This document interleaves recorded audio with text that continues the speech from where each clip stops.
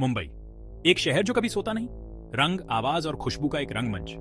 ये जिंदगी से धड़कता है, इंसानियत का एक जीवंत ताना बाना। लेकिन सतह के नीचे एक अंधेरा छिपा है।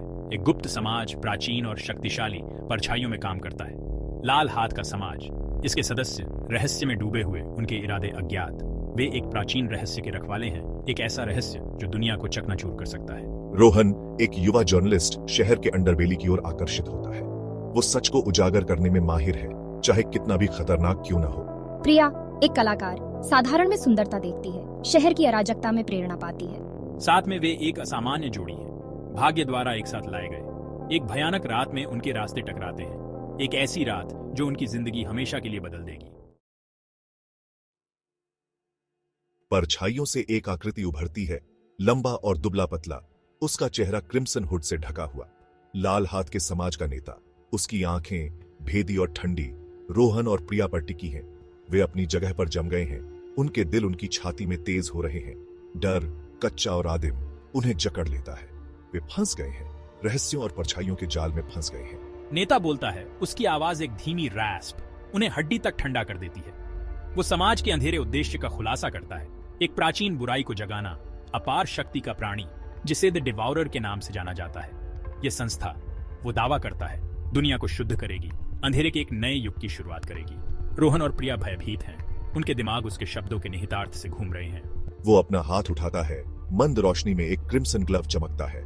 मंदिर से होकर ऊर्जा का एक झोंका बहता है, उन्हें फंसाता है, उन्हें समाज की इच्छा से बांधता है। वे अब किसी ऐसी चीज का हिस्सा हैं जो कहीं अधिक महान है, कहीं अधिक भयानक है, जिसकी उन्होंने कभी कल्पना भी नहीं की होगी। दिन रातों में बदल जाते हैं। रोहन और प्रिया को समाज के अंधेरे रिचुअल्स को देखने के लिए मजबूर किया जाता है। हर समारोह उन्हें द डिवाउरर के जागरण के करीब लाता है। वे देखते हैं कि बलिदान दिए जाते हैं, खून बहाया जाता है, प्राचीन मंत्र मंदिर से गूंजते हैं। यह सब उनकी हड्डियों में रिश्ता है, उनकी अपनी लाचारी की एक द्रुत शीतन याद दिलाता है। रोहन, हमेशा जर्नलिस्ट, समाज के इरादों को समझने की कोशिश करता है। वो प्राचीन ग्रंथों पर ध्यान देता है, गुप्त प्रतीकों को समझता है।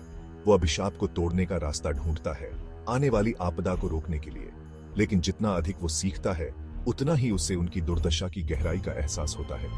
समाज की शक्ति प्राचीन है, उनका प्रभाव दूरगामी है। प्रिया, उसकी आत्मा अंधेरे से कुचली हुई, अपनी कला में सांत्वना पाती है। वो ग्रोटेस्क रिचुअल्स, समाज के सदस्यों के द्रुत शीतन चेहरों का रेखा चित्र बनाती है। उसकी कला उन भयावहताओं का प्रतिबिंब बन जाती है जो वो देखती है, पागलपन को समझने का एक बेताब प्रयास। लेकिन इतनी भारी आशंका के सामने उसकी कला भी थोड़ा दिलासा देती है। वे अपने ही शरीर में कैदी हैं, उनके दिमाग अभिशाप के गुलाम हैं। समाज की पकड़ मजबूत होती है, उनकी आशा कम होती जाती है। द डिवाउरर का जागरण निकट आ रहा है और इसके साथ विनाश का वादा। अंतिम रिचुअल की रात आती है। मंदिर डार्क एनर्जी से धड़कता है, हवा प्रत्याशा के साथ चटकती है। समाज के सदस्य, उनके चेहरे क्रिम्सन मास्क के पीछे छिपे हुए, एक स्वर में झप करते हैं। उनकी आवाजें कयामत का एक समूह। रोहन और प्रिया, बंधे हुए और असहाय, केवल यह देख सकते हैं कि अनुष्ठान अपने चरम पर पहुंचता है। नेता अपना हाथ उठाता है, क्रिम्सन ग्लव एक इन्फर्नल प्रकाश के साथ चमकता है। जमीन कांपती है, मंदिर की दीवारें कराहती हैं, वेदी के नीचे एक खाई खुलती है। एक अंधेरा इतना गहरा है कि वो प्रकाश को निगल जाता है। इस रसातल की गहराई से द डिवाउरर निकलता है। इसका रूप हमेशा बदलता रहता है, एक दुःस्वप्न जिसे मांस बनाया जाता है। उसकी आंखें ठंडी, द्वेषपूर्ण बुद्धि से जलती हैं। इसकी उपस्थिति घुटन पैदा करती है, उनके फेफड़ों से बहुत हवा को कुचल देती है। द डिवाउरर जाग गया है और इसके जागने के साथ दुनिया बर्बाद हो गई है। समाज के सदस्य आनंदित होते हैं, उनकी आवाजें पागलपन की सिम्फनी में उठाई जाती हैं। उनका मानना है कि उन्होंने एक नए युग की शुरुआत की है, अंधेरे और निराशा का युग। लेकिन रोहन और प्रिया सच जानते हैं, यह मोक्ष नहीं है, यह विनाश है। उन्होंने दुनिया पर एक आतंक फैलाया है, एक ऐसा आतंक जो सब कुछ खा जाएगा। द डिवाउरर का प्रभाव प्लेग की तरह फैलता है, हर चीज को दूषित करता है जिसको वो छूता है। मुंबई, जो कभी एक जीवंत शहर था, अराजकता में उतर जाता है। इमारतें ढह जाती हैं, सड़कें टूट जाती हैं, वास्तविकता का ताना बाना ही उजड़ जाता है। लोग दहशत में भागते हैं, उनकी चीखें अतिक्रमण करने वाले अंधेरे में समा जाती हैं। शहर एक जीवंत दुःस्वप्न बन जाता है। समाज शक्ति के नशे में चूर, विनाश में आनंदित होता है। उनका मानना है कि वे द डिवाउरर को नियंत्रित करते हैं, कि वे इस नई दुनिया के स्वामी हैं। लेकिन वे गलत हैं। द डिवाउरर शुद्ध अराजकता की शक्ति है, उनके नियंत्रण से परे एक संस्था। यह सब कुछ खा जाएगा, यहाँ तक कि इसके रचनाकारों को भी। रोहन और प्रिया, उनके दिमाग अभी भी अभिशाप के गुलाम हैं, विनाश को देखने के लिए मजबूर हैं। वे इस सर्वनाश के अग्रदूत हैं। उनकी उपस्थिति दुनिया के आसन्न कयामत की निरंतर याद दिलाती है। वे एक दूह स्वप्न में फंस गए हैं, भागने में असमर्थ, मदद करने में असमर्थ। लेकिन अराजकता के बीच आशा की एक किरण बाकी है। रोहन को प्राचीन ग्रंथों के भीतर एक छिपा हुआ सत्य पता चलता है। एक भविष्यवाणी लंबे समय से भुला दी गई, जो द डिवाउरर को हराने के तरीके के बारे में बताती है। अतिक्रमण करने वाले अंधेरे में प्रकाश की एक झलक, एक मौका, चाहे कितना भी पतला क्यों न हो, दुनिया को बचाने के लिए। भविष्यवाणी एक चुने हुए के बारे में बताती है, एक आत्मा जो द डिवाउरर के अंधेरे से अछूती है। यह व्यक्ति एक अद्वितीय शक्ति से युक्त प्राणी को वापस उस रसातल में भगा सकता है जहां से वो आया था। भविष्यवाणी अस्पष्ट है, विवरण समय और गुप्त शब्दों से अस्पष्ट है। रोहन का मानना है कि प्रिया चुनी हुई है। उसकी कलात्मक आत्मा सबसे अंधेरी जगहों में भी सुंदरता खोजने की उसकी क्षमता आत्मा की शुद्धता का सुझाव देती है, जिसे द डिवाउरर छू नहीं सकता। वो इस आशा से चिपका रहता है, इस विश्वास से कि वो उन सभी को बचा सकती है। वो प्रिया के साथ भविष्यवाणी साझा करता है, उसके दिल में अवज्ञा की चिंगारी जलाता है। वो इस खेल में एक मोहरा बनने से इनकार करती है, समाज की कठपुतली। वो वापस लड़ेगी, अपने लिए, रोहन के लिए, दुनिया के लिए। वो अपने भाग्य को स्वीकार करेगी, चाहे कोई भी कीमत क्यों न चुकानी पड़े। साथ में वे समाज के चंगुल से बचने की योजना बनाते हैं। वे अभिशाप को तोड़ने का एक रास्ता खोज लेंगे, प्रिया की छिपी शक्ति को उजागर करेंगे। वे द डिवाउरर का सामना करेंगे, भले ही इसका मतलब उनका अपना विनाश हो। वे अंधेरे से भरी दुनिया में आशा की किरण है। उनकी योजना खतरे से भरी है। समाज उनकी कड़ी सुरक्षा करता है, उनकी हरकत पर नजर रखता है। लेकिन रोहन अपनी चालाकी और मंदिर के अपने ज्ञान का उपयोग करके एक साहसी पलायन की योजना बनाता है। वो समाज के अंधविश्वास, उनके अहंकार का फायदा उठाकर एक मोड़ पैदा करता है। वे मंदिर के भूल भुलैया गलियारों में भाग जाते हैं। द डिवाउरर की उपस्थिति उनके पीछे मंडराती है। समाज उनके विश्वासघात को समझते हुए पीछा करता है। समय के खिलाफ एक हताश दौड़ शुरू होती है। उनके पीछा करने वाले उनकी एड़ी पर गर्म होते हैं। जैसे ही उन्हें लगता है कि वे बच निकले हैं, परछाइयों से एक आकृति निकलती है, समाज का नेता। उसने उनके हर कदम का अनुमान लगाया था, उनके विश्वासघात की योजना बनाई थी। वो अपने असली मकसद का खुलासा करता है, मोक्ष की नहीं बल्कि परम शक्ति की इच्छा। वो द डिवाउरर को नियंत्रित करना चाहता है, भगवान बनना चाहता है। वो रोहन पर हमला करता है, क्रिम्सन ग्लव चमकता है। प्रिया हताशा के क्षण में अपनी छिपी शक्ति को उजागर करती है। ऊर्जा का एक झोंका फूटता है, नेता को वापस फेंक देता है। भविष्यवाणी सच थी, वो चुनी हुई है, लेकिन उसकी शक्ति अदम्य है, कच्ची है, और वो इसे नियंत्रित करने के लिए संघर्ष करती है। नेता घायल लेकिन निडर प्रिया पर झपटा। रोहन बलिदान के अंतिम कार्य में खुद को हमले के रास्ते में फेंक देता है। क्रिम्सन ग्लव उसे मारता है, एक घातक प्रहार। रोहन गिर जाता है, उसका जीवन रक्त मंदिर के फर्श पर फैल जाता है। प्रिया चिल्लाती है, उसका दुख और क्रोध उसकी शक्ति को बढ़ावा देता है। वो शुद्ध ऊर्जा की एक लहर उजागर करती है, नेता को अपनी चपेट में ले लेती है। वो पीड़ा में चिल्लाता है क्योंकि उसका शरीर घुल जाता है, उसी शक्ति से भस्म हो जाता है जिसे वो नियंत्रित करना चाहता था। भविष्यवाणी सामने आती है, लेकिन एक भयानक कीमत पर। वो द डिवाउरर का सामना करने के लिए मुड़ती है, उसकी आंखें अवज्ञा से जल रही हैं। प्राणी उसकी शक्ति को भांपते हुए पीछे हट जाता है। ये खाई की ओर वापस सिकुड़ जाता है, इसका रूप टिमटिमाता है, इसकी शक्ति कम होती जाती है। वो आगे बढ़ती है, रोहन के लिए उसका दुख और प्यार उसे ताकत देता है। ऊर्जा के अंतिम उछाल के साथ वो द डिवाउरर को वापस रसातल में धकेल देती है। खाई बंद हो जाती है, अंधेरा हट जाता है, दुनिया बच गई है, लेकिन जीत एक खोखली है। रोहन चला गया है, उनका बलिदान उनके उद्धार की कीमत है। प्रिया अकेली रह गई है, उन भयावहताओं से हमेशा के लिए डर गई है जो उसने देखी है। उस आदमी की याद से प्रेत बाधित है जिसे वो प्यार करती थी। दुनिया सुरक्षित है, लेकिन उसकी दुनिया बिखर गई है। कोलकाता, एक शहर जहां खुशियां और गम साथ साथ नाचते हैं, लेकिन इस चमकदार शहर के नीचे अंधेरा छिपा हुआ है। पुरानी सीक्रेट्स हवा में फुसफुसाते हैं, साए अपनी सांस रोक के भूली हुई कहानियों को छुपाते हैं। शहर की एक धड़कन है, एक रिदम जो अनदेखी एनर्जी से धड़कता है। ये कहानियों का शहर है।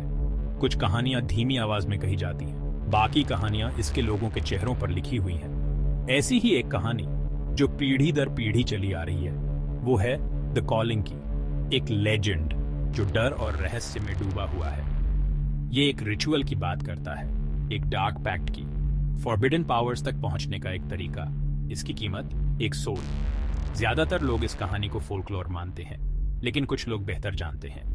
वो जानते हैं कि शहर के अंदर रियलिटी और सुपरनैचुरल एक दूसरे में मिल जाते हैं। हवा में इंसेंस और डिके की गंध भरी हुई है। भूल भुलैया जैसी गलियां जो जिंदगी और सीक्रेट से भरी है, वो कोलकाता की नसें हैं। उनमें खून और इतिहास बहता है। वो पावर और सैक्रिफाइस, डेस्परेशन और मैडनेस की कहानियां फुसफुसाते हैं। और कहीं उन सायों में द कॉलिंग का लेजेंड एक डरावनी हकीकत बनने वाला है। प्रोफेसर अनिकेत सेन सुपरस्टिशन पर हंसते थे। लॉजिक और रीजन वाले इंसान होने के नाते वो सुपरनैचुरल टेल्स को सिर्फ फैंटेसीज मानते थे। उनकी भांजी माया अलग थी। अननोन के लिए प्यासी एक जवान लड़की, वो शहर के मिस्टिकल अंडरबेली की तरफ खींची चली गई। अनिकेत ने उसे ओकल्ट में शामिल होने के बारे में कई बार चेतावनी दी थी, लेकिन उसकी बातें अनसुनी कर दी गई। फिर माया गायब हो गई। ये एक क्रिप्टिक मैसेज के साथ शुरू हुआ। उसके फोन पर बस कुछ शब्द, I found it, the calling is real. फिर खामोशी। दिन हफ्तों में बदल गए। अनिकेत की चिंता पैनिक में बदल गई। पुलिस ने ध्यान नहीं दिया। कोलकाता में एक मिसिंग पर्सन केस बारिश के दिन जितना आम था, लेकिन अनिकेत को अपने दिल में पता था कि कुछ बहुत गलत था। एक डेस्परेट होप से प्रेरित होकर उसने अपनी इन्वेस्टिगेशन शुरू की। उसने माया की दुनिया में खुद को डुबो दिया। एंशिएंट टेक्स्ट्स, क्रिप्टिक सिंबल्स और भूले हुए रिचुअल्स की फुसफुसाहटों की दुनिया। उसने उसके दोस्तों से बात की, ऑकल्ट के फेलो एंथुसियास्ट्स से। हर बातचीत पजल का एक टुकड़ा जोड़ती थी, एक पजल जो उस सच्चाई की ओर इशारा करता था जिसे उसने हमेशा नकारा था। अनिकेत की खोज उसे कोलकाता के अंडरबेली तक ले गई। उसने डिमली लिट एलीज और क्राउडेड बाजार्स के मेज को पार किया।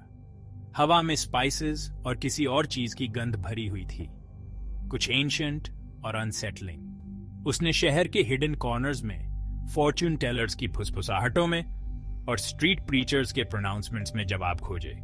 उसने उन लोगों को खोजा जो जितना बताते थे उससे ज्यादा जानते थे। उसने एक सीक्रेटिव कल्ट के बारे में जाना। वो सायों में काम करते थे। उनकी एक्टिविटीज सीक्रेसी में डूबी हुई थीं। उनका लक्ष्य द कॉलिंग की पावर को हार्नेस करना, एक एंशिएंट डीटी को समन करना, इमेंस पावर और टेरिफाइंग हंगर वाला एक बीइंग। रिचुअल के लिए एक सैक्रिफाइस की जरूरत थी, एक pure soul willingly offered, deity की पावर के लिए एक कंड्यूइट। अनिकेत के दिल में एक ठंडक छा गई। पजल के टुकड़े अपनी जगह पर आ रहे थे। माया और कल्ट के प्रति अपने फैसिनेशन के साथ इस कल्ट से टकरा गई होगी। उसने द कॉलिंग के लेजेंड पर यकीन किया होगा। उसने उसकी इंटरेस्ट को यूथफुल नेइविटी समझकर खारिज कर दिया था। अब उसे समझ में आया माया मॉर्टल डेंजर में थी। अनिकेत एक साइंस का आदमी था, लेकिन वो बेवकूफ नहीं था। वो जानता था कि वो अपनी डेप्थ से बाहर है। उसे मदद की जरूरत थी। उसकी खोज उसे एक बाबा तक ले गई, एक मिस्टिक जो शहर के फ्रिंजेस पर रहता था। कहा जाता था कि बाबा को अनसीन वर्ल्ड का ज्ञान है, उन फोर्सेस का जो ह्यूमन कॉम्प्रिहेंशन से परे हैं। अनिकेत स्केप्टिसिज्म और डेस्परेशन के मिश्रण के साथ उसके पास पहुंचा। बाबा ने अनिकेत की कहानी सुनी। उसकी आंखें गहरी और समझदार उसे आर पार देखती हुई लग रही थी। उसने अनिकेत के डर की पुष्टि की। कल्ट असली था। वो द कॉलिंग परफॉर्म करने वाले थे और माया सैक्रिफाइस होने वाली थी। बाबा ने अपनी मदद की पेशकश की, लेकिन अनिकेत को डेंजर्स के बारे में चेतावनी दी। कल्ट पावरफुल था। उनका मैजिक एंशिएंट और पोटेंट था। उनका सामना करना अनइमेजिनेबल हॉरर को इनवाइट करना था। अनिकेत के पास कोई विकल्प नहीं था। वो माया को अबैंडन नहीं कर सकता था, नहीं जब वो ऑब्लिवियन के किनारे पर खड़ी थी। क्रिप्टिक क्लूज और विस्पर्ड रूमर्स का पीछा करते हुए अनिकेत ने उसे ढूंढ लिया। एक हिडन टेम्पल कोलकाता के सबसे पुराने डिस्ट्रिक्ट के बीच में बसा हुआ। यह समय से अनटच्ड एक जगह थी, एक ईरी साइलेंस में डूबी हुई।